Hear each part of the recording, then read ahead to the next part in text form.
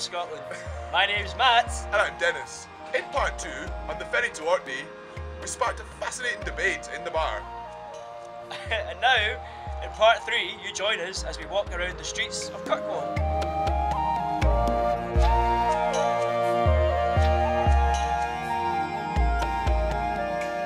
Orcadian first, Scottish second. A bit more activity on the high street, on the main streets of Kirkwall. That would be good. Keep the shops a bit livelier. Independent shops, just keep them a bit livelier. Shop local. Sun was out, the chips were good, and we found Orcadians to be open and chatty.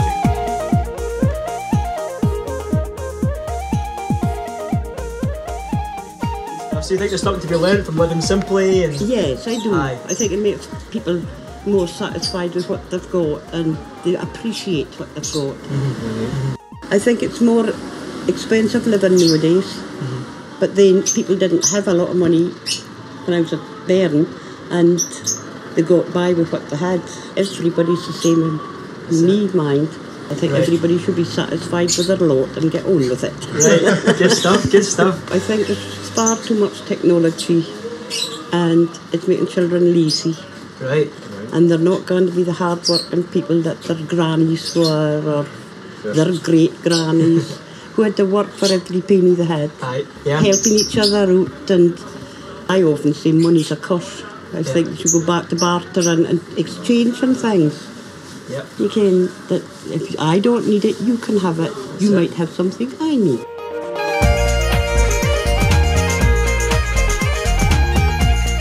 After getting a taste of Orkney's past and present, we were hungry for more, so we headed to the Orkney Museum.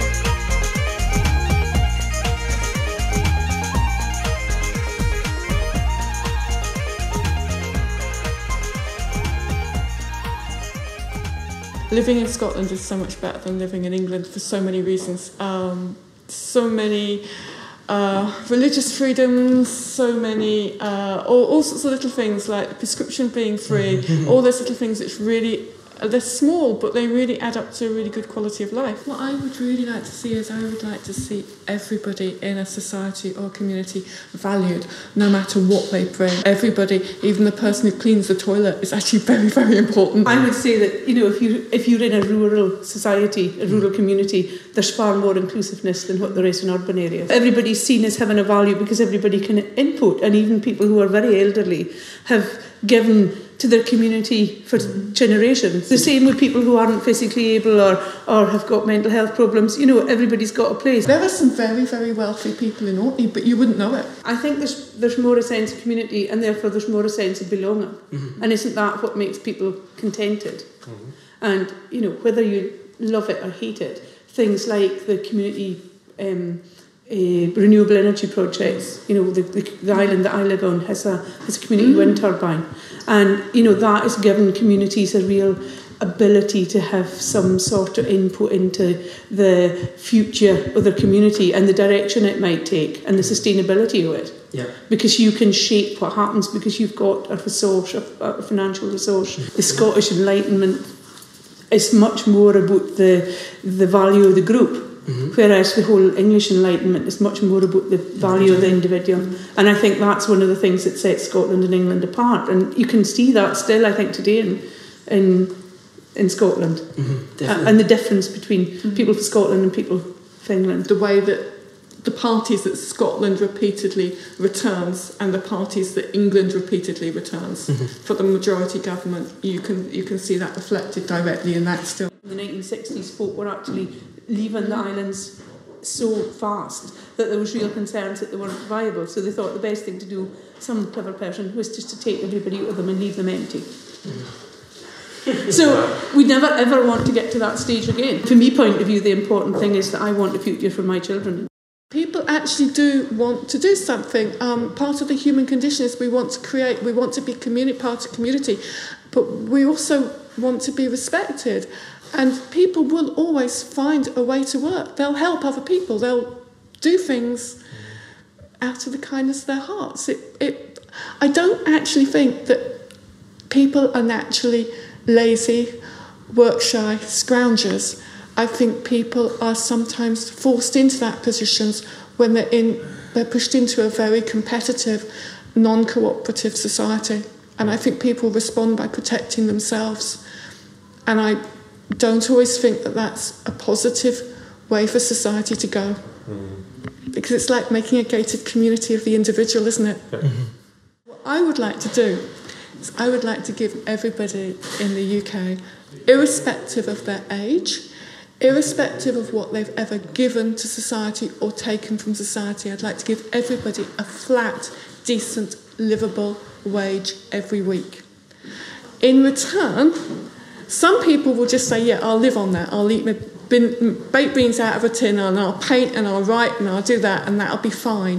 Some people will use it to go and be a student, so they won't run up loads of student debt, but they'll be really qualified. Some people will use it just to cut down the amount of work they do and then do some voluntary work, but everybody will give back. There will be some people who maybe spend it in a stupid way, but those are some people, I don't want to put a judgment on what it would be a stupid way to spend it, but those people are always going to need to be helped by society. In return, you get rid of all the benefits, the means tested ones, the flat ones, everything, child benefit, pensions, the lot. People who are disabled get a bit more because they need a bit more, their living costs, but everybody else would get rid of everything, and also get rid of all your personal tax allowances. But anything you earn, you get taxed on quite highly. We're talking about maybe 50%, taxed on really quite highly.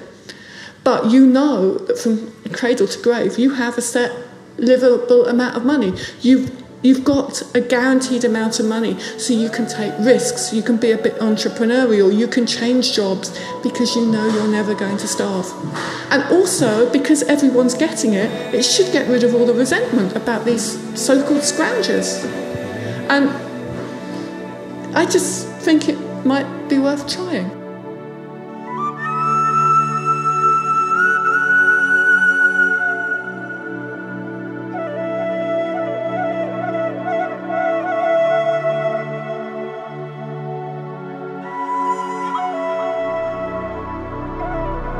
We're sitting on this loch side, we've been on a beach, we've been camped on a beach, we've been camped on a cliffside, been camped next to some standing stones.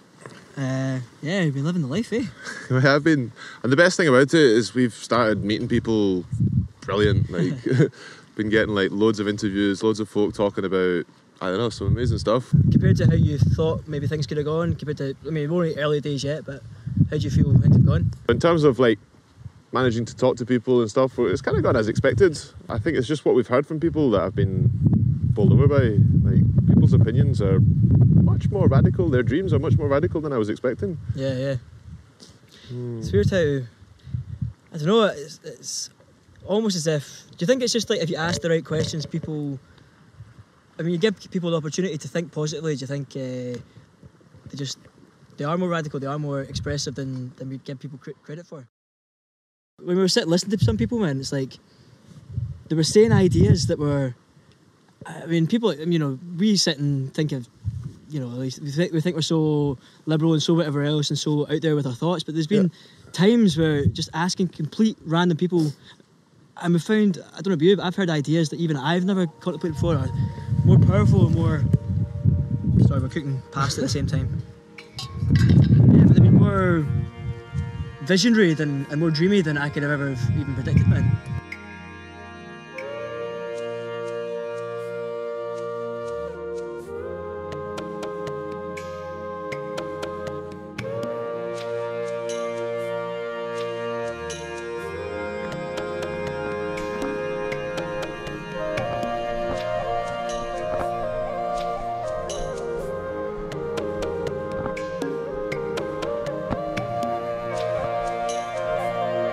As we hitched around this remote island, we got another great interview with the driver who took us to the Stones and taught us that remoteness is only a point of view.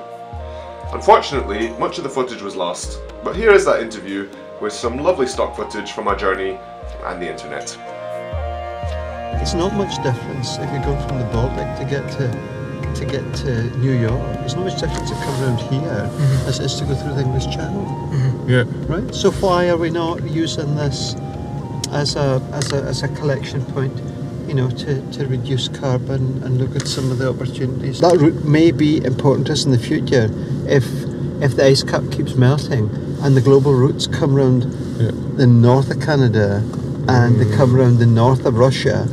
this could be the first stopping off point, and I think it's a 7 or 8 days less journey time by sea to go around the north to China than to go the way the conventional way. Wow. Well, the thing is, when it comes to decision-making structures,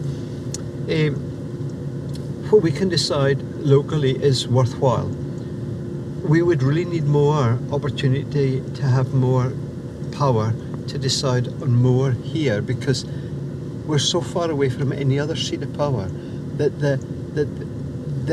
there isn't the same understanding. I've not yet been convinced of the benefit of being separate other than the emotion. Right? Right. You know, to have your own identity. I don't think the country can be independent unless there is a real purpose for Central Belt Scotland. A purpose not in the fact it's governing itself, but a purpose in the fact that it's got something to offer the rest of the world. I don't really care if we change the people in power from that group to this group. Yeah. But what I'm saying is, how do we give power to these people? Yeah. And I don't think that independence is going to give power to the Scots people.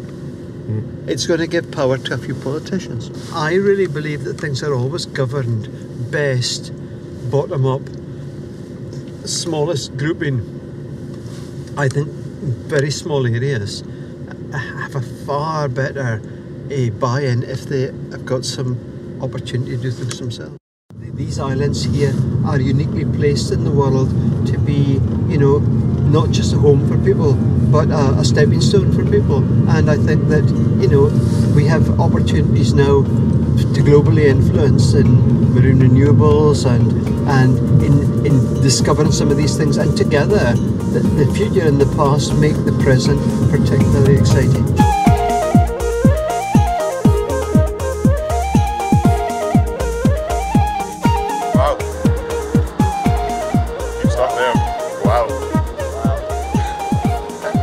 Join us again in part 4. Just wow. Aye, so some lessons. What have we got there? What have we got from that, man? Presents Presents. from the past and the future, all wrapped up into one big ball. I think we've got some lessons from the future. Lessons from the future? God, is this getting intense? Well, if you're as confused as I am, join us again in part 4. For more confusion.